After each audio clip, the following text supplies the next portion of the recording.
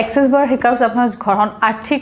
মানে পৰিৱৰ্তন হৈছে নে টকা পইচাৰ প্ৰব্লেম বিলাক সলভ হৈছে নে সাংঘাতিক ধৰণে হৈছে সেই পইচা ধাৰ মৰি আকৌ মই কিমান কি নিজাকে মই স্কুটি ল'লো নিজাকে নাই লেট্ৰিন নাছিল মোৰ মই লেট্ৰিনটো ষ্টাৰ্ট কৰিলোঁ এতিয়া আৰু ইমান ধুনীয়া এক্সেছ নিশিকাৰ আগমুহূৰ্তলৈকে এনেকুৱা আছিল প্ৰতিটো কথা মানে ক'বৰ কাৰণে মোৰ ভয় লাগি আছিল আৰু প্ৰত্যেকটা মাঘৰ বিহু আহিলে মোৰ মানে ভয় লাগে মানে আমাৰ কাজিয়া লাগে মোৰতো পাইলছটো নোহোৱা হ'ল পাইলছৰ প্ৰব্লেম নোহোৱা হ'ল পাইলছৰ প্ৰব্লেম আছিলে তেখেতৰ বহুত মানে বেজি লৈছিলে বহুত মানে গাঁৱলীয়া দৰৱ ডক্টৰে বহুত কিবা কিবা খাই আছিলে কিন্তু ভাল পোৱা নাছিলে আৰু যিজনে শাহুৱে মোক দেখি তাৰমানে এনেকৈ মানে থুই পেলাই দিছিল সেইজনে শাহুৱে যদি মোক নিজে আহি কয় মই যদি আগতে কিবা এটা কৈছিলোঁ